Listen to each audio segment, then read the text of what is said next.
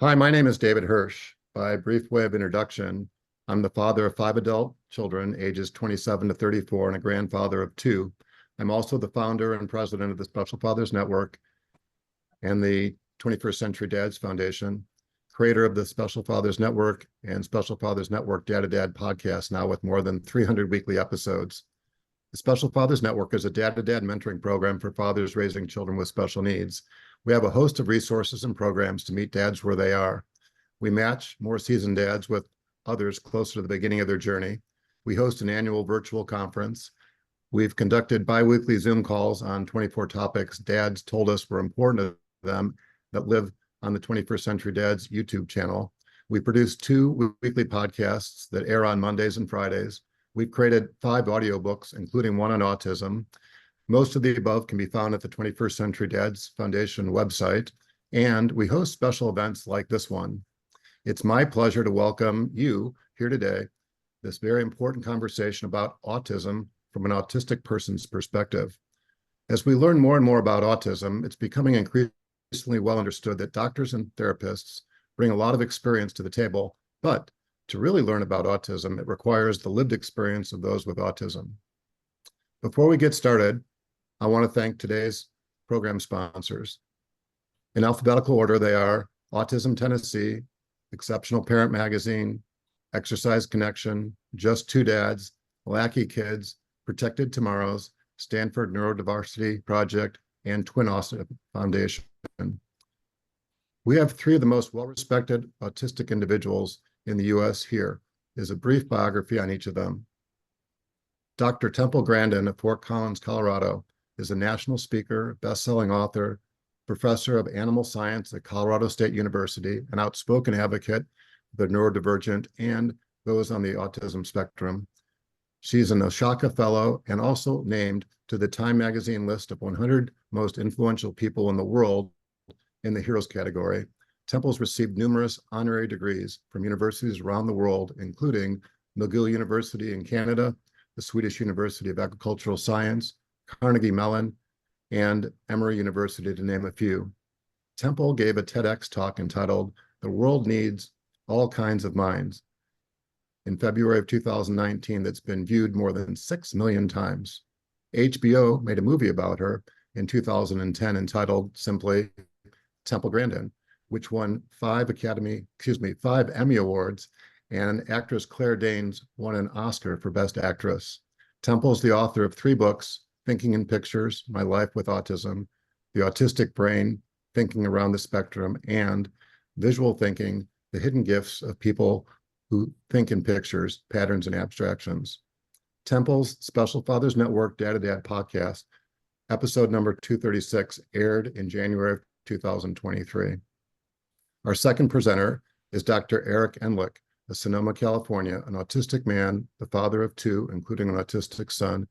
Eric is also a psychologist, a keynote speaker, writer, and founder of Top College Consultants, an organization that serves students with autism, ADHD, and learning differences to navigate the college admissions process. Eric is also the author of the book entitled Older Autistic Adults, in Their Own Words, The Lost Generation. Eric's Special Fathers Network Dad to Dad podcast was episode number 213, which aired in August of 2022.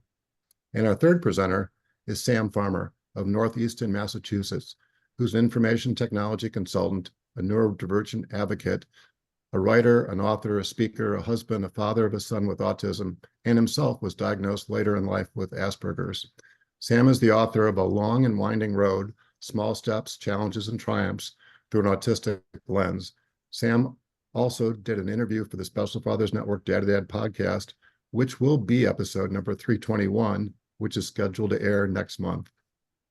So thank you again to each of our panelists for being with us today. And I have a series of questions and a number of questions that were sent to us this past week from those that had registered. So the first question I'd like to pose to each of you, and Temple will defer to you first. What's the most important thing you'd like to share with a parent or caregiver who has a child or loved one who was recently diagnosed with autism? Well, I need to know the age, because I'm going to give you one answer if we're talking about 3-year-olds, the real little kids. I can't emphasize enough the importance of early educational intervention and what was done in my program. I'll make this really brief. The emphasis was on speech, learning how to wait and take turns at all kinds of little games, skills like toothbrushing, hair combing, and I loved going to therapy. That's what I want out of little kids programs. Now, when we get older, the big issue now I'm seeing with fully verbal end of the spectrum is making the transition into the employment. And work skills are very different than academic skills. I have granddads that come up to me all the time, and getting diagnosed later in life really helped their relationships, but they all had decent jobs. And that's because they had paper routes at age 11. We need to find substitutes of paper routes, like church volunteer jobs, walking the neighbor's dog. They need to do a job on a schedule for somebody outside the family, because I'm seeing too many teenagers not learning any life skills. I can't emphasize that enough, because having an interesting career in livestock equipment design and all the things I've worked on with cattle behavior, animal behavior, that's made life really satisfying, because I get friends through shared interests. So let's talk about animal behavior, or we'll talk about building things. These are things that interest me. Thank you. Eric? Sure. And thanks for having me on the program. And just to clarify, as I did in the chat, I was the co-author of Older Autistic Adults, not the sole author. Thank you. I'm Eric, and look, I use he, him pronouns. And to your question, David, about what I would say to children, parents of recently diagnosed children. So I'm a parent too. My own kids are neurodivergent, so I've been there. And I think, one thing is there are a lot of resources out there. So it may be overwhelming at first. You may feel very lost. You may have a mix of emotions, positive and negative. I see neurodivergence and all kinds of diversity as something to celebrate. So I'd encourage you not to see it as an entirely negative thing. Obviously, those of us who are autistic can still have successful, rewarding lives. If you're, as Temple said, young children, school-age children, there's lots of resources, whether it's in the school, district, private resources. And it's important to see your child as an individual and not judge them by the standards of what their siblings are doing or what neurotypical children are doing. They have their own path. They may have an amazing life, but you have to see them for who they are and not impose neurotypical expectations on them. Thank you. Sam, how about you? All right, so thank you all for being here, for making time. Great to be with you, Temple and Eric. I guess what I would say to autistic kids and to their parents, kind of in line, Eric, with what you said, is that there's more than one way to look at something, and autism is one of those things. I strongly encourage to view it kind of in line with the neurodiversity paradigm as a neurotype. The way our brains and our nervous systems are wired, that this is a naturally occurring neurotype among many in the human population, and that as a result of our neurotypes, it shapes the way we interact with the world,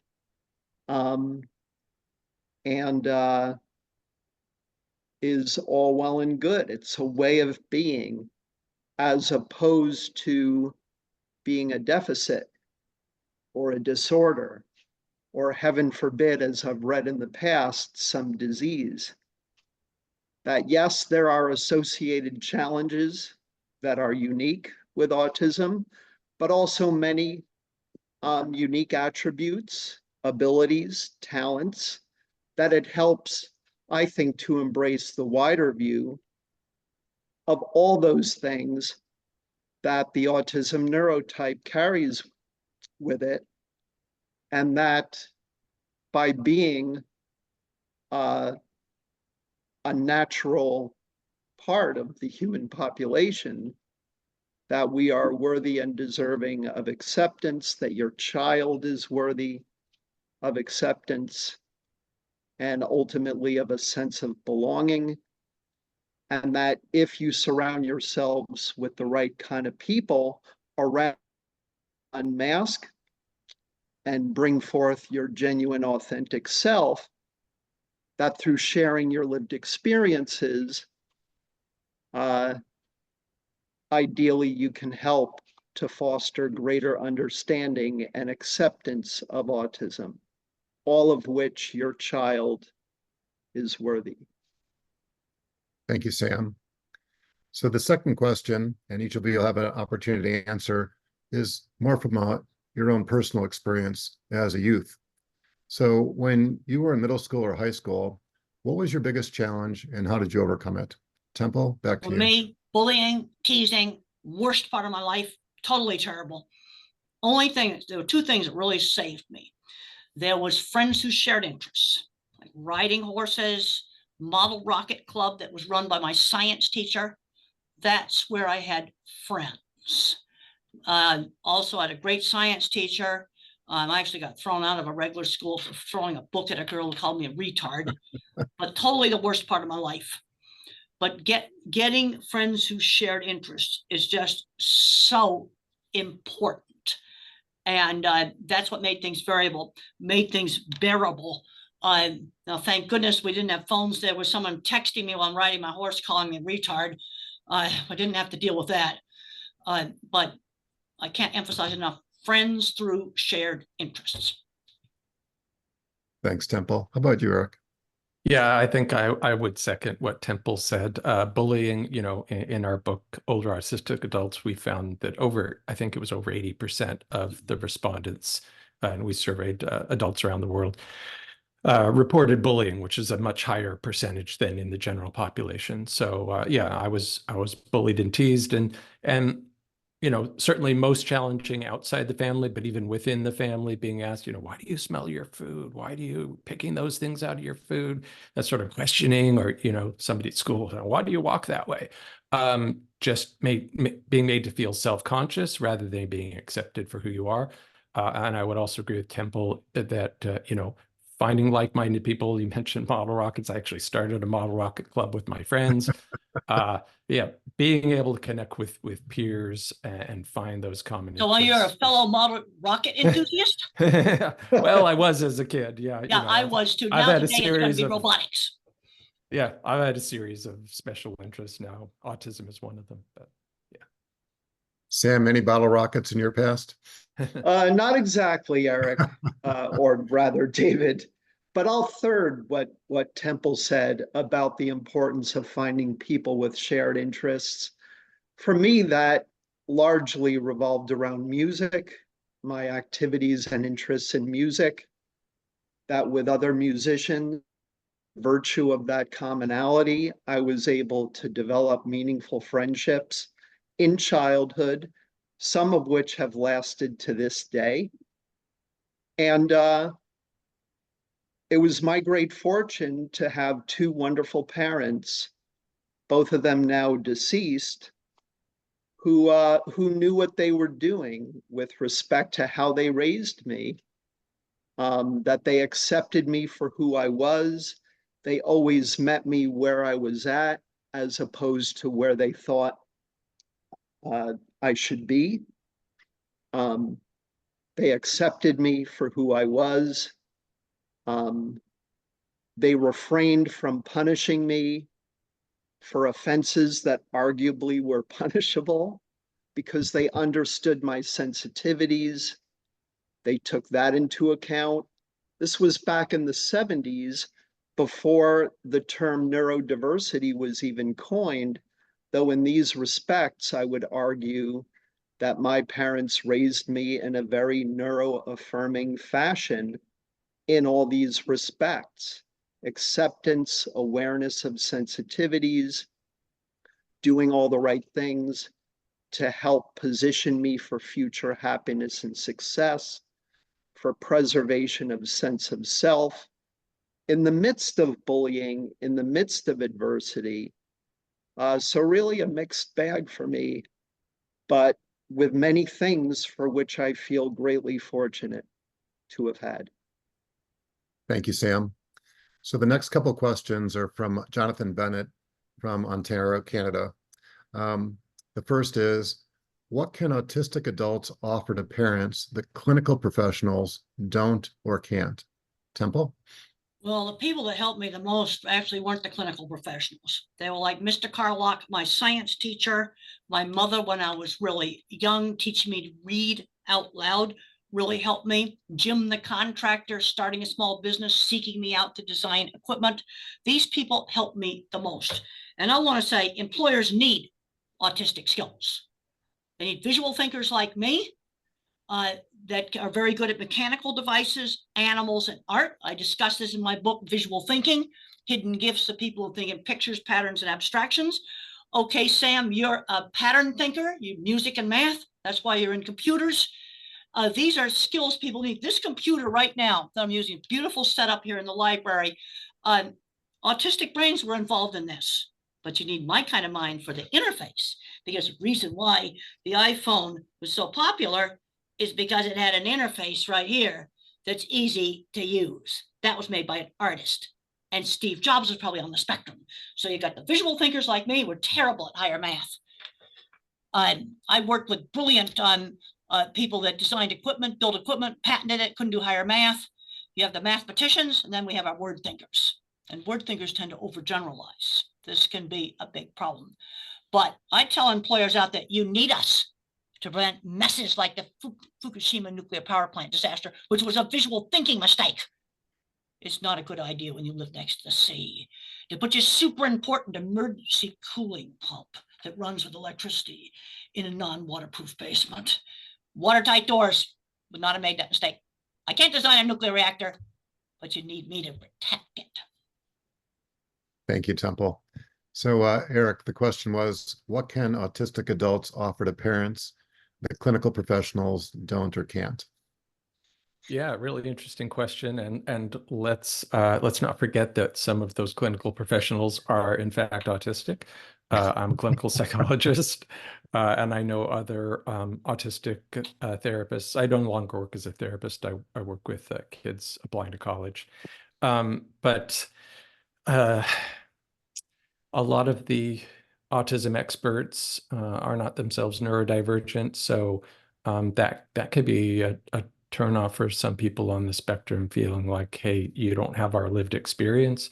When it comes to therapy in particular, which is a field that I know, having worked for decades as a therapist, it can actually be harmful to go to a therapist who doesn't really fully understand your experience and maybe is kind of looking at you and advising you through a neurotypical lens.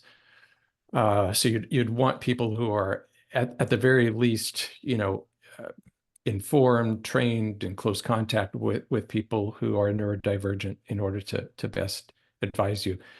But I think this, goes back to Temple's point too. Having those role models, I think, can be super important. Having someone, I like to think that I serve that function for some of the students I work with, that, it's okay to be different. You can still be successful. You may have trouble finding your people now in middle school, high school, but it will happen, especially if you go on to college or grad school and you can focus on a particular subject. Have faith, hang in there, it'll get better. So having those neurodivergent role models, I think, can be super comforting for a child who may feel, really isolated. Thank you, Eric. How about you, Sam? To kind of second what Eric said, what neurodivergent individuals, whether clinicians or not, can offer is our unique perspective on things.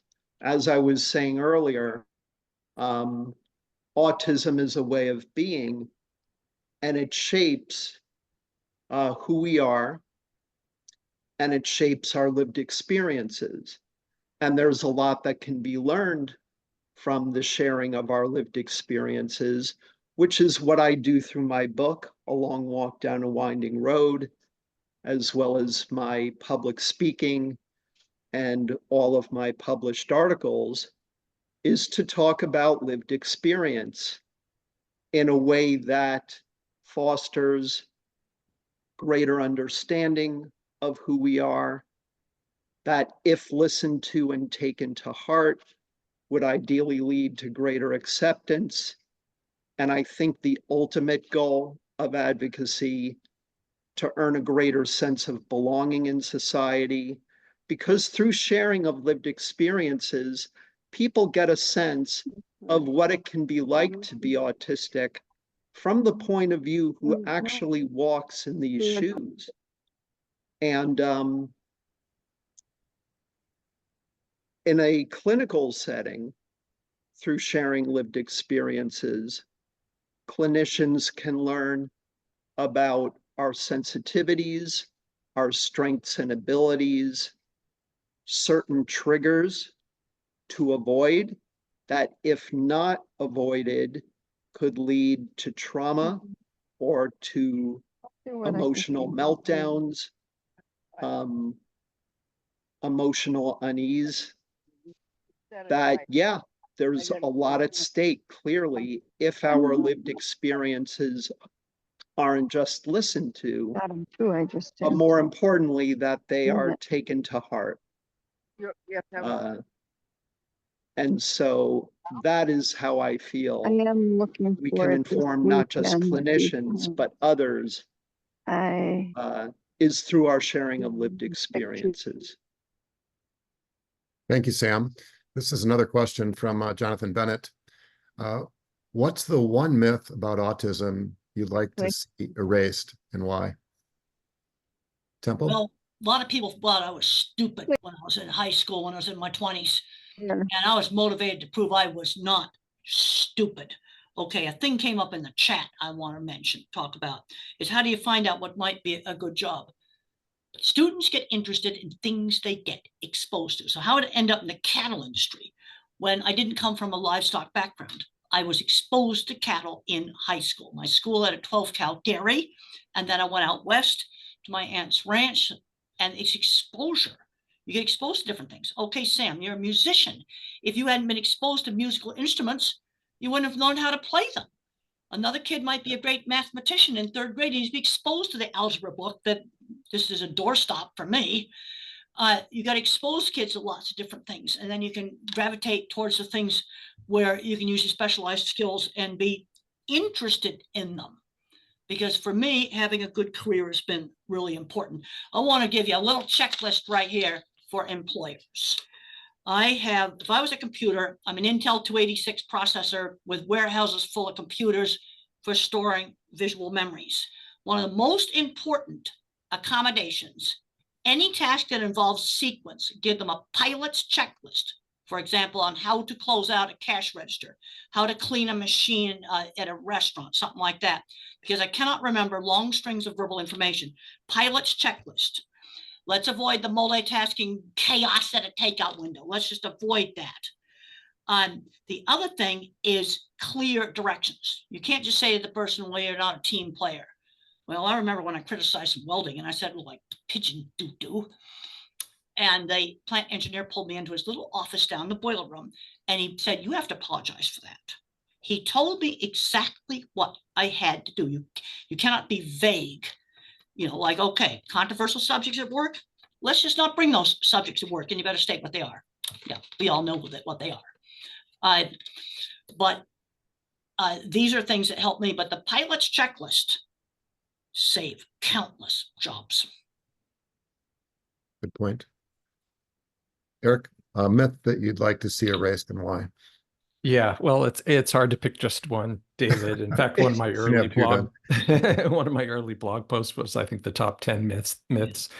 So I'm gonna pick two, if that's okay.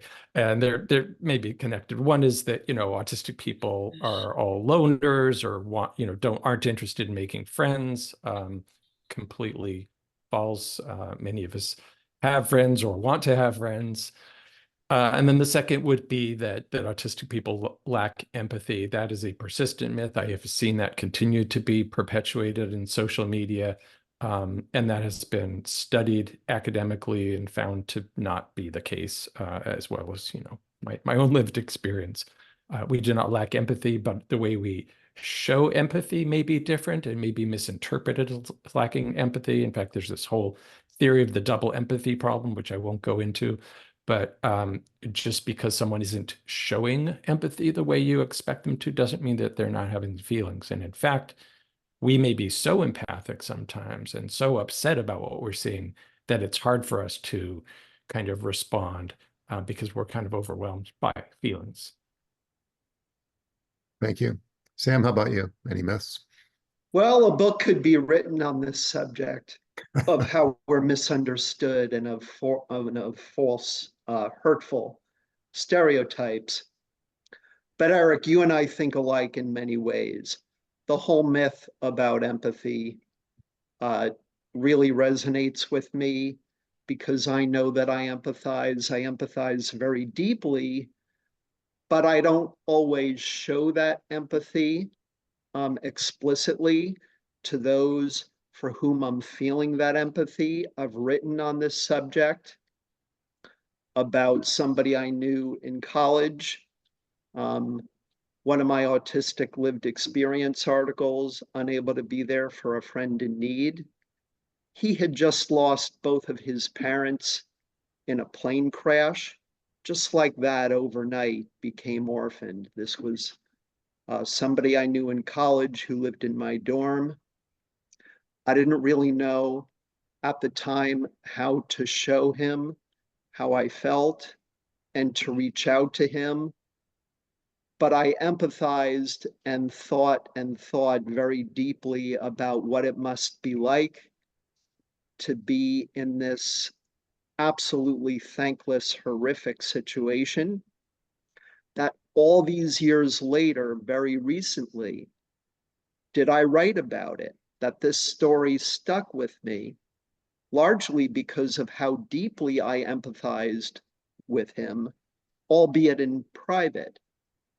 Another article that I just released about a degree of heartbreak that I felt during a support group meeting that I had attended of an individual who, because of tactile sensitivities and not having a needed accommodation around clothing he could wear, that he had to say goodbye to an engineering career. The pain he felt in sharing that story during the support group meeting, how that impacted me again a few years back, that these stories stay with me and I write about them because I empathize and it resonates very deeply with me. And also this notion of you don't look autistic.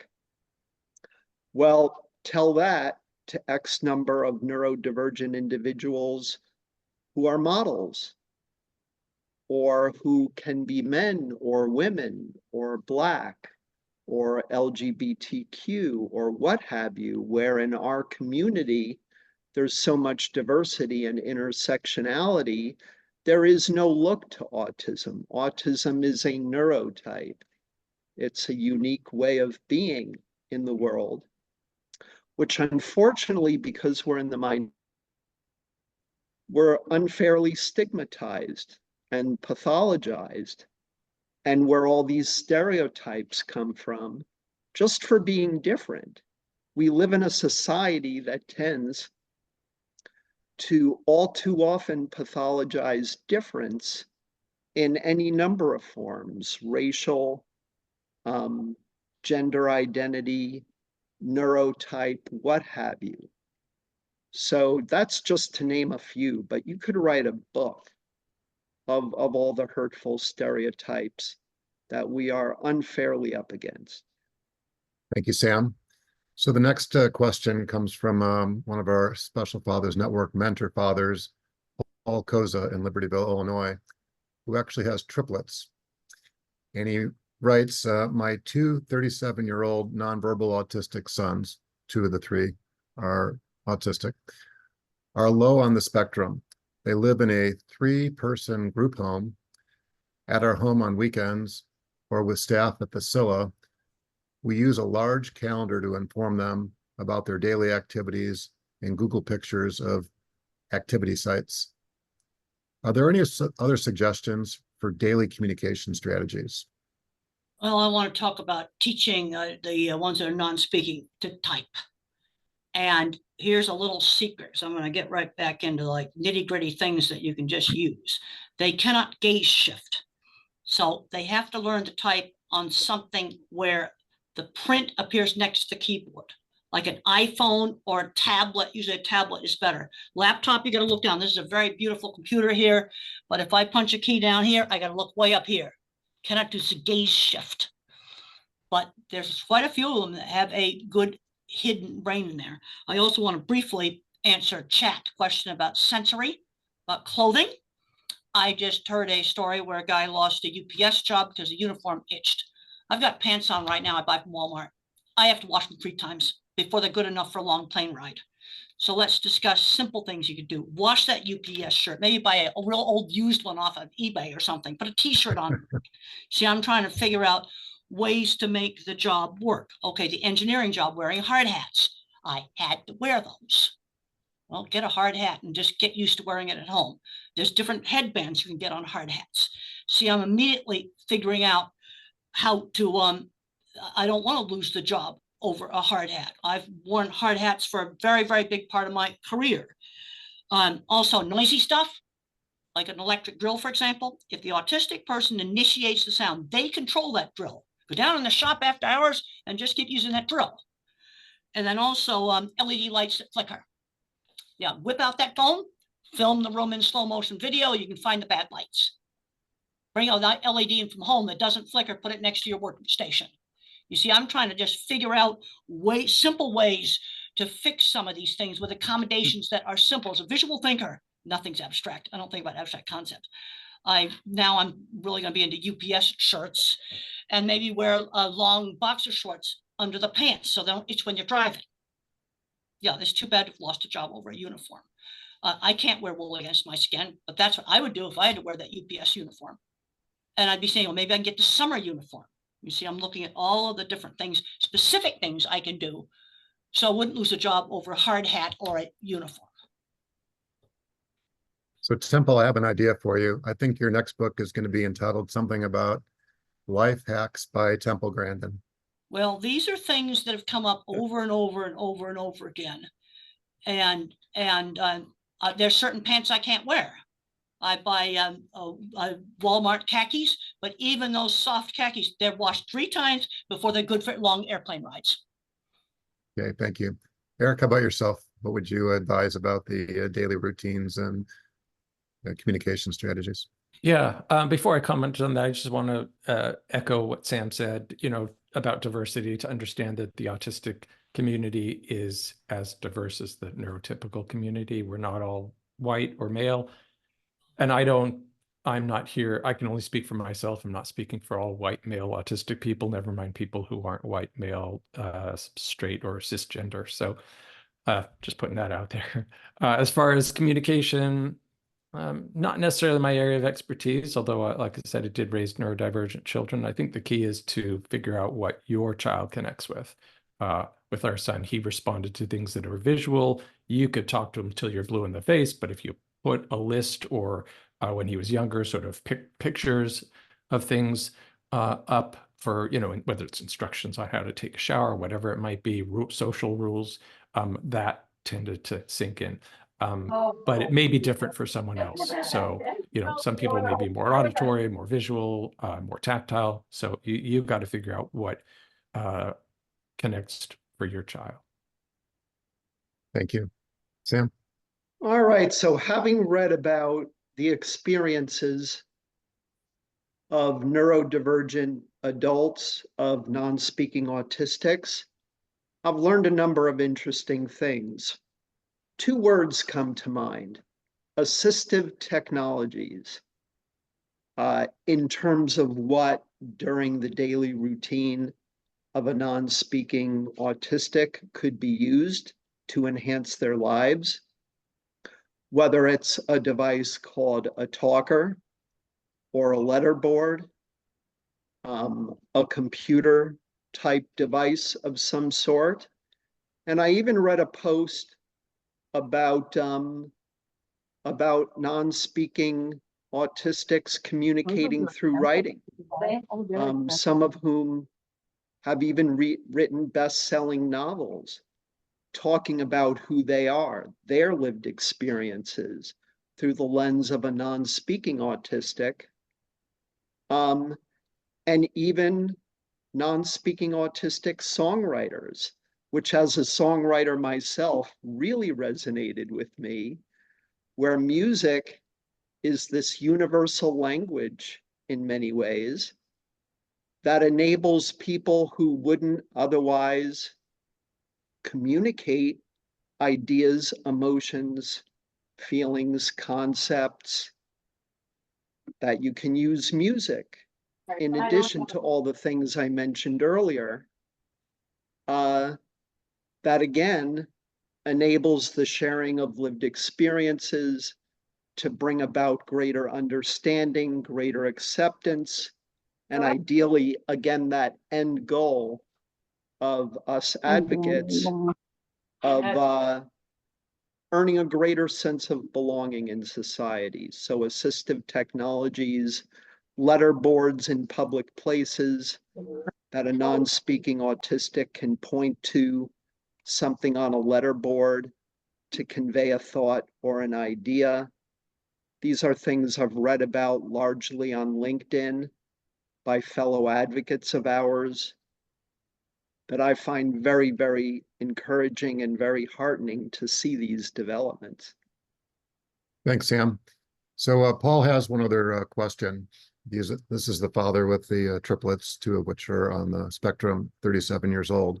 Both my sons are not aggressive, but they have loud stimming sessions, running, shaking their hands, and releasing high-pitched squeals. Is this just nervous energy release, or does something else cause this behavior? Well, I used to do stimming to calm down. I would rock, I would dribble sand through my hands, and I was given times where I could do that. Now, somebody that's non-speaking might make a verbal sound. Maybe they're trying to speak. You know, you've got to have to really look carefully at where the different behaviors are taking place. Let's discuss behavior that's damaging. Maybe hitting, for example. One of the number one causes in adult non-speaking for really bad kinds of behavior is a hidden painful medical issue they cannot tell you about, like acid reflux, for example. Sensory overload, so it's in the middle of a busy store. Or the other big one is frustration because they have no way to communicate. These are things that come up over and over again. Okay, now you call what I'm talking about life hacks. See, I don't think in broad generalities. Well, we got to do accommodations. I'm going to tell you specific accommodations that I know work because they've come up over and over and over again in years of meetings. And this is the kind of information that I want to pass on. Thank you. Eric or Sam, about the stemming and the anxiety? Go ahead, So Sam. in my view, the challenge with stimming has to do with societal expectations around socialization, around behavior, around communication, that those of us who are neurodivergent can find very, very, very disabling. It kind of aligns with the social model of autism and of disability, which holds that external influences are often what disable us. Everybody stims. Everybody needs certain ways of self-regulating. The ways in which autistic individuals stim are at odds with societal expectations that they often need to be masked or suppressed. And then if you mask these stims, you're not able to self-regulate, and you could end up traumatized or with an emotional meltdown. I don't feel qualified, really, David, to speak to those who have very aggressive, injurious, or self-injurious behaviors, other than to say that here in Massachusetts, there's a school 2 towns over from me that many people on this call may have heard of, the Judge Rotenberg Center, where these types of behaviors are punished, in many instances with electric shock. Here today in America, with individuals with intellectual and developmental disabilities, legally and publicly funded, that we agree that these are behaviors that need to be addressed. They're injurious or self-injurious. But torture is no way to go about trying to help somebody. And there are more humane interventions that are out there that are proven that can help these individuals and better serve them without involving torture. But a lot of this has to do with acceptance of differences and educating the public on how we can behave and communicate differently to lead to greater understanding and less punishment, less stigma, because we all stim, but we're going to stim in different ways. The question is the way in which we're stimming or self-regulating going to be acceptable to the greater society? Thank you, Sam. So the next question comes from Susanna Peace Lavelle in Southern California. And she says, how can I best support my daughter in her transition to adulthood? She's recently turned 18. She has 2 years of high school left.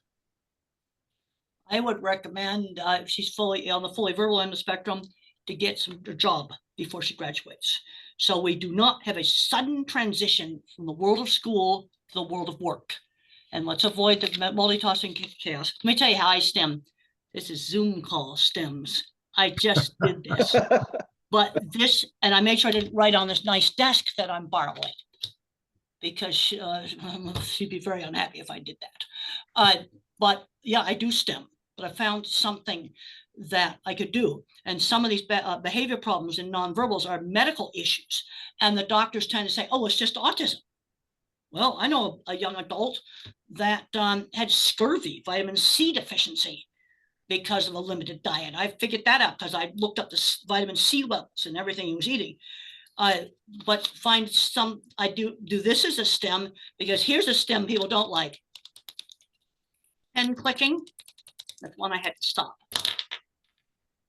Thank you. So yeah, I still STEM. I have, this was just between the last questions, I scribbled this much on this piece of Post-it note here. Eric, how about you? What would you Yeah. suggest to Susanna about her 18-year-old daughter? Sure. Yeah. I mean, I'm working with teens on that transition, typically transition to college. So it's definitely something I'm near and dear to my heart. Important to realize, of course, not all kids need to or want to go to college. Lots of pathways out there, lots of programs out there to support neurodivergent adults, whether it's in the workplace, life skills, higher education. One of the keys, and again, I know this firsthand being a parent, is to gradually shift that burden of advocacy onto the child. Your child, as they become an adult, is going to need increasingly to be able to self-advocate, whatever setting they're in, to be able to speak up for themselves, get their needs met. You won't presumably always be around as the parent. But that shift can happen gradually. So if you're making the appointments for your kid and showing up at IEP meetings and speaking for your kid and all those various things, getting them up in the morning, you name it, figure out ways to kind of gradually shift that over and explain to them, this is how it's done. This is how I do it. You can watch me do it. I'll sit with you while you do it. So that they build their skills, they build their self-advocacy, so that transition is not a cliff. And if you don't feel like you have the skills to do that, there are professionals out there who can help your child learn the skills they need to. Thank you. Sam? I would encourage parents to tell their 18-year-old son and daughter that they're beautiful and wonderful just the way they are. Whether different, whatever the challenge,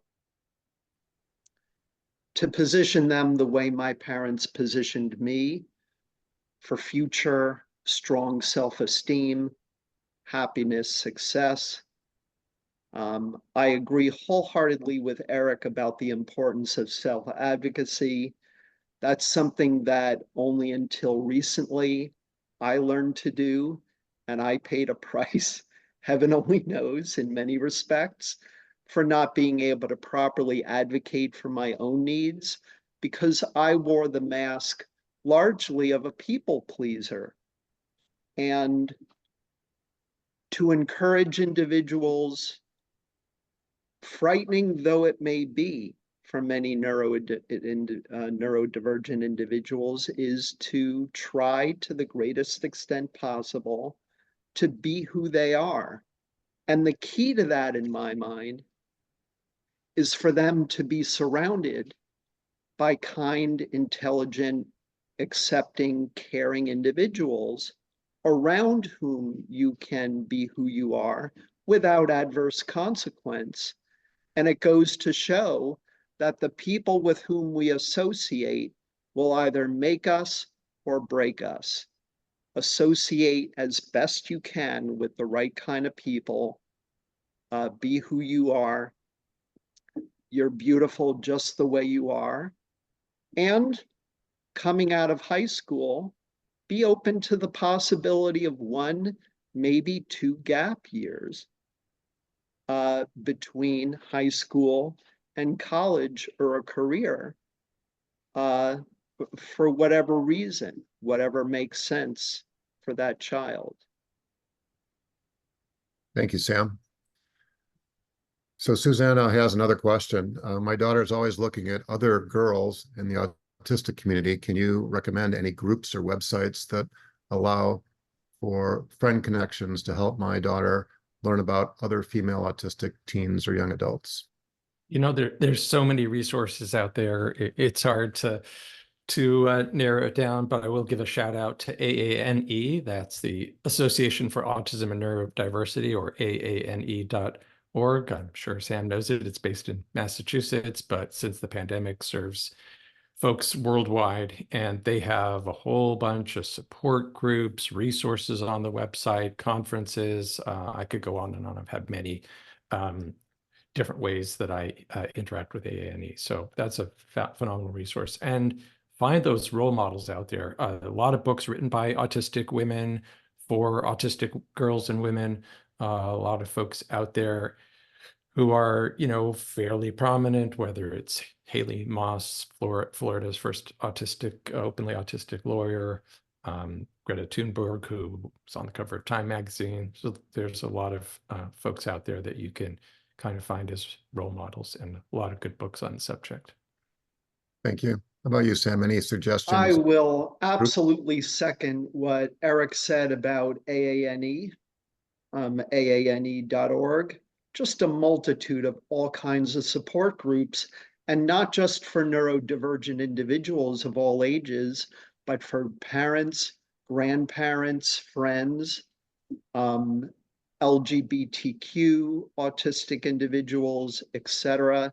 Just a very, very impressive diversity of all kinds of support groups, some, not all of which, can be attended remotely and free of charge. Others where there's a minimal charge, but so well worth it. And I attend these support group meetings really to try to learn from the lived experiences of others, not so much to seek support for myself or to share my own story. I do, but it's more to learn about others. And like Eric said, there are all kinds of books written by autistic authors. Eric and I being among them. We both have books. My book, A Long Walk Down a Winding Road, I put my website next to my name, more information about it at samfarmerauthor.com. And there are all kinds of other books by autistic men, women, autistic people of color. Too many of them to get into right now, but listen to the lived experiences of neurodivergent individuals.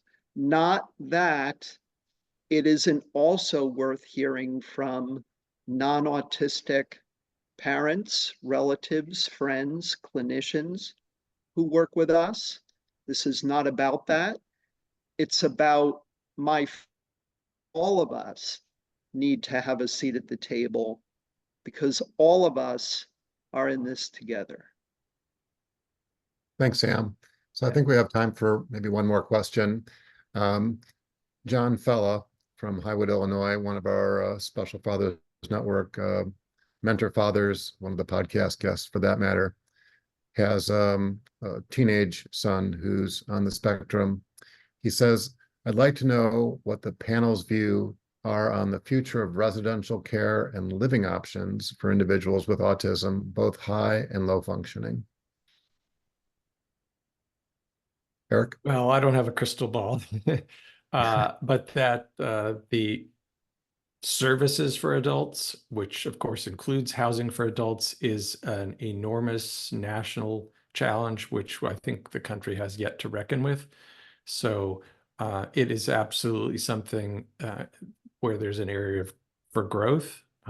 We do see increasing programs coming online, many of them kind of privately funded. Sometimes it's groups of parents getting together and buying a house and paying for services.